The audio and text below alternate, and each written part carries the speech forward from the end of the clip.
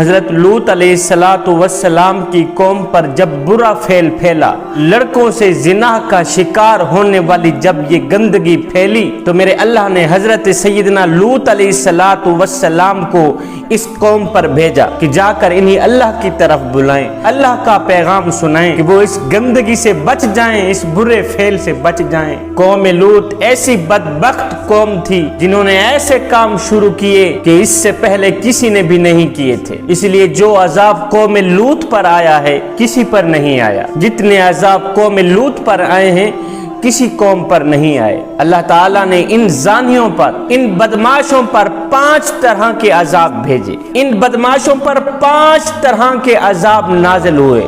پہلا، ایک زوردار زلزلہ آیا جس سے یہ قوم لرز اٹھی۔ دوسرا، فرشتوں نے چیخیں مار مار کر انہیں ڈرایا۔ تیسرا، چہرے بدل گئے، جانوروں کی شکل اختیار کر گئے۔ چوتھا، اوپر کا نیچے، نیچے کا اوپر ہونا۔ پانچواں، پتھروں کی بارش برسنا۔ میرے اللہ نے انہیں آسمان پہ اٹھا کے نیچے زمین پہ پٹخ دیا۔ قوم لوط کی بستیاں، قوم لوط کی زمینیں کئی سو میل ادھر بھی دھنس گئی، ادھر بھی دھنس گئی۔ جعلنا عالیہا سافلہا، نیچے کا حصہ اوپر آ گیا، اوپر کا حصہ نیچے آ گیا۔ سب سے پہلے اللہ تعالیٰ نے حضرت سیدنا جبریل علیہ السلام کو بھیجا کہ جا کر ان بدبختوں کو اٹھا کر، ان زانیوں کو اٹھا کر نیچے زمین پہ پٹخ دو۔ تو جبریل علیہ السلام نے اپنے پر کی نوک سے ان زانیوں کو یوں اکھاڑا کہ پہلے آسمان تک پہنچا دیا، پھر ایک دم اٹھا کے زمین پہ پٹخ دیا، اوپر سے پتھروں کی بارش برسا دی گئی، ان کے چہرے مسخ کر دیے گئے،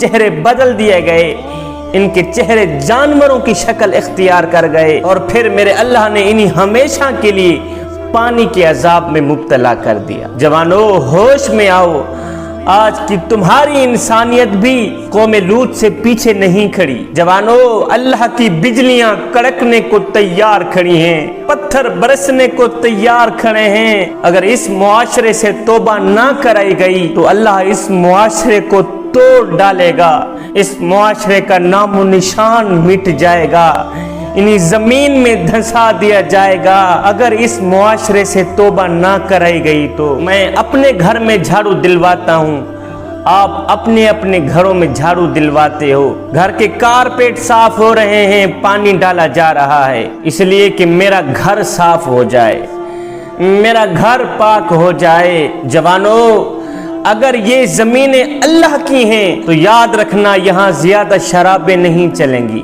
اگر یہ دھرتی اللہ کی ہے تو یاد رکھنا یہاں زیادہ رقص کی محفلیں نہیں چلیں گی، یہاں زیادہ کلب نہیں چلیں گے۔ ایک دن اللہ نے اس دھرتی کو پاک کرنا ہی کرنا ہے، اس دھرتی کو صاف کرنا ہی کرنا ہے۔ اللہ تعالیٰ زانی لوگوں کو اٹھائے گا، آسمان پہ لے کے زمین پہ پٹخ دے گا اور اپنی دھرتی کو پاک کر دے گا، اپنی دھرتی کو صاف کر دے گا۔ جوانو، اگر یہ دھرتی اللہ کی ہے، اگر یہ چھت اللہ کی ہے تو نہیں پتا کہ اللہ کب فیصلہ فرما دے اور اس دھرتی کو پاک کر دے، اس دھرتی کو صاف کر دے۔ اللہ تعالیٰ یہ زمین اپنے نیک لوگوں سے آباد کرے گا، متقی پرہیزگار اپنے محبوب بندوں سے آباد کرے گا۔ جوانو، اللہ تعالیٰ نے اس دھرتی کو دھونا ہے، اپنی اس پاک زمین کو دھونا ہے، اور کہیں ایسا نہ ہو کہ ہم بھی کیچڑ کی طرح پانی میں بہتے چلے جائیں، کہیں ایسا نہ ہو۔ جوانو، آنے والے خطرے بڑے ہی سنگین ہیں، اس سے پہلے کہ توبہ کر لو، اللہ کے ساتھ اپنا معاملہ درست کر لو۔ جوانو، اگر کسی نے بے شمار گناہ کیے ہوں، لا تعداد گناہ کیے ہوں، ہزاروں سال بعد صرف ایک مرتبہ کہہ دے یا اللہ مجھے معاف کر دے، یا اللہ مجھے معاف کر دے، تو میرا اللہ فرماتا ہے اے میرے بندے، میری رحمت تو تیری توبہ کے انتظار میں تھی، اے ایک دفعہ معافی مانگنے والے آجا آجا، میں رب نے تجھے معاف کر دیا۔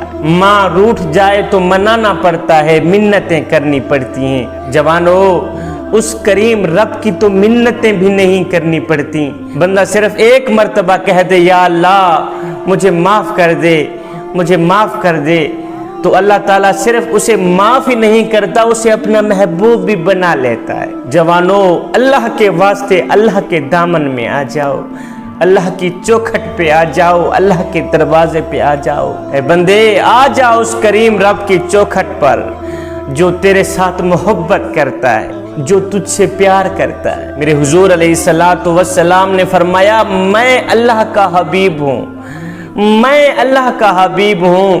پھر فرمایا جو جوان جوانی میں توبہ کرتا ہے وہ بھی اللہ کا حبیب بن جاتا ہے۔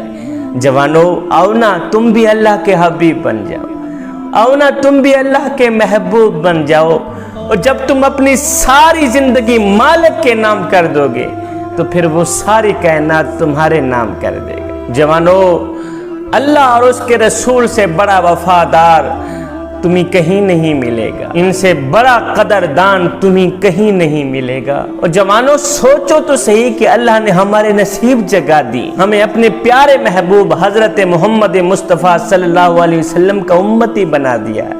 اللہ نے ہمارے نبی کو سارے نبیوں سے اعلیٰ بنایا ہے، سارے نبیوں کا سردار بنایا ہے، میرے نبی کا انتخاب کیا ہے کہ یہ میرا محبوب ہے، یہ میرا حبیب ہے۔ سنو ایسے ہی اللہ نے ہمارا بھی انتخاب کیا ہے کہ نبی جو اتنا اعلیٰ ہے، نبی جو نبیوں کا سردار ہے، نبیوں کا امام ہے، پھر امت بھی تو اعلیٰ مقام رکھنے والی ملنی چاہیے، امت بھی تو اچھی ملنی چاہیے۔ جس طرح اللہ نے اپنے محبوب کا انتخاب کیا، سارے نبیوں کا سردار بنایا، اسی طرح اللہ نے تمام امتوں میں سے ہمارا بھی انتخاب کیا ہے۔ ہم کیوں منتخب ہوئے ہیں؟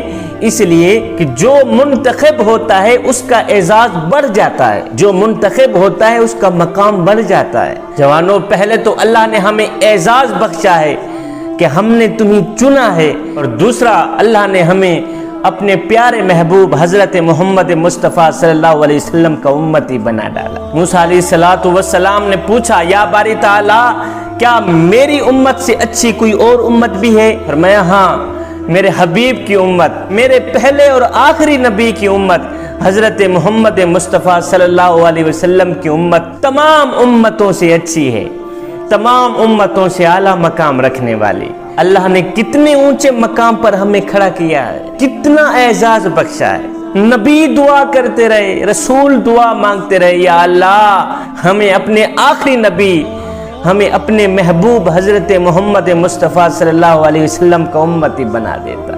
کوئی تو ہاتھ پھیلا کے کہہ رہا تھا ربنا وبعث فیہم رسولا، مالک آنکھیں بوڑھی ہو گئی ہیں اب تو رسول بھیج بھی دے۔ لوگ راہوں میں بیٹھے انتظار کرتے رہے، نبی انتظار کرتے رہے، رسول انتظار کرتے رہے۔ جب بیواؤں کی چیخیں، یتیموں کی آہیں، معصوم بچیوں کے دبے آنسوں ریت سے پکار کرتے ہوئے عرش الہی کو جنبش دینے لگے تو میرے اللہ کو دکھی انسانیت پہ رحم آیا، آمینہ کی آغوش میں محمد عربی کو بھیج دیا۔ میرے نبی کی آمد، میرے نبی کا انتخاب انسانیت پر اللہ کا بہت بڑا احسان ہے۔ اور نادانو تم بھول گئے ہو ہم اس نبی کی امتی ہیں۔ میرے نبی فرماتے ہیں تم کافر تھے، میں نے تمہیں مسلمان بنایا، تم حیوان تھے، میں نے تمہیں انسان بنایا، تم جہنم کی طرف جا رہے تھے، میں نے تمہیں جنت کا راستہ دکھایا، تم جہنم میں گر رہے تھے، میں نے تمہیں پکڑ کر جنت کا وارث بنا دیا۔ فرمایا سردیوں کی لمبی راتیں میں مصلے پہ رویا، ساری رات تڑپا، یہاں تک کہ میرے قدم سوج گئے، میرے قدموں سے خون نکلتا رہا۔ فرمایا میرے امتی تو سوتا رہا، محمد روتا رہا، تو دنیا کے مزے لیتا رہا، محمد تڑپتا رہا، سجدوں پہ سجدے، گریا پہ گریا، لیکن جب وہ وقت آیا رات کا، وہ پہر جو پہلے آسمان پر اترتا ہے، جب اللہ آواز دیتا ہے میرے بندے بول کیا بولتا ہے، اے میرے بندے مانگ کیا مانگتا ہے، میرے نبی فرماتے ہیں میرے امتی پوری رات قیام میں نے کی، پوری رات رکوع میں نے کی، پوری رات سجود میں نے کی، پوری رات رویا میں، پوری رات تڑپا میں، لیکن جب اللہ کی طرف سے کچھ مانگنے کی باری آئی تو میں نے اپنی بات ہی نہیں کی اور میں نے اپنا ذکر ہی نہیں چھیڑا، اپنے خدا سے کچھ مانگتا رہا ہوں تو تیری بخشش کے لیے دعا ہی مانگتا رہا۔